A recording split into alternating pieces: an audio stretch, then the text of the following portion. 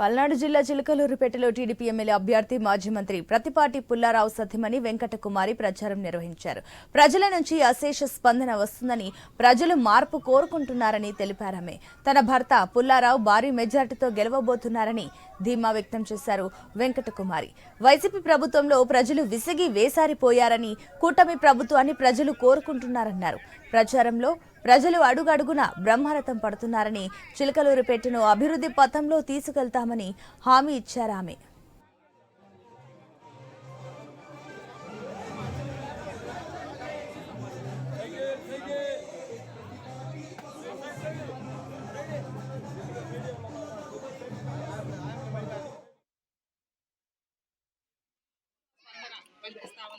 ప్రతి ఒక్కరు మా ర్యాలీలో పాల్గొన్నారు. ఈ రోజున గత ఎన్నికల్లో చేసిన మళ్ళీ చేయము. చాలా 5 ఏళ్ల నుంచి ఎవరు కూడా మమ్మల్ని మళ్ళా మీరు ఓట్లు వేయించుకున్నారు, కానీ ఒక్కడు కూడా మమ్మల్ని తిరిగి చూసాను పాపాను పోలేదు. మళ్ళా తెలుగుదేశం పార్టీ మళ్ళీ అధికారం కావాలని ప్రతి ఒక్కరు కోరుకుంటున్నాము.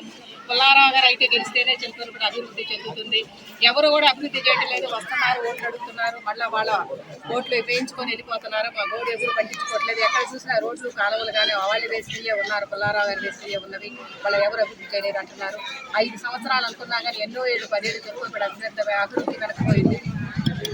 ఈరోజు నేను ఎన్నో చోట్ల తిరుగుతున్నాను. స్లమ్ ఏరియాలో కూడా ఎక్కడ చూసినా మద్యపాన నిషేధం అని చెప్పేసి ఈరోజు మద్యపాన నిషేధం చేసి నాకు మడవ తెప్పను మడవ వెరగను అని చెప్పిన జగన్మోహన్ రెడ్డి ఈరోజు ఏర్లైపోతుంది వచ్చము. ఎంతమంది కుటుంబాలు ఇబ్బందులు పడతాయో నేను ప్రత్యక్షంగా చూశాను. ఇలాంటి ఒక మహిళలందరూ కూడా చాలా రకంగా సఫర్ అవుతూ ఉన్నారు. ఈరోజు మన మేనిఫెస్టో చాలా బాగా చంద్రబాబు నాయుడు గారు చెప్పారు.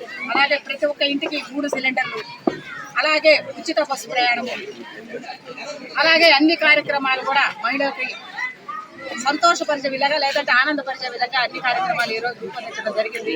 ఈ రోజు అభివృద్ధి అంటే చిలకలూరుపేటలో పుల్లారావు గారు చేసిందే కానీ మరి ఎక్కడ కనపడలేదు. ఈ రోజు మంచి నీటి సమస్య మనం వచ్చేటప్పటికి చిలకలూరుపేటలో మేము వచ్చి 25 సంవత్సరాలు అవుతుంది. ఈ అధికారంలోకి వచ్చి కానీ రాజకీయాల్లోకి వచ్చి కానీ మేము వచ్చేటప్పుడు నీళ్ళ బిందులు పెట్టుకొని రోడ్ల మీద ఇప్పుడు ఆడవాళ్ళు ఇప్పుడు నీళ్ళకి ఇబ్బంది పడేవాడు. అలాంటిది 2వ చెరువు తవ్వించి నీళ్ళకి ఇబ్బంది లేకుండా కానీ, అలాగే చార్లెస్ కాలువ దగ్గర మళ్ళీ నీళ్ళ ట్యాంక్ కట్టి కానీ ఎవరు కూడా ఒక్కడు కూడా నీళ్ళకి ఇబ్బంది పడి రోడ్ల మీద రాకూడదు మహిళల ఉద్దేశంతో మేము ఆ రోజు ఈ రోజు ఎప్పుడు కూడా నీళ్ళ సమస్య లేకుండా చేరుకుంటాం.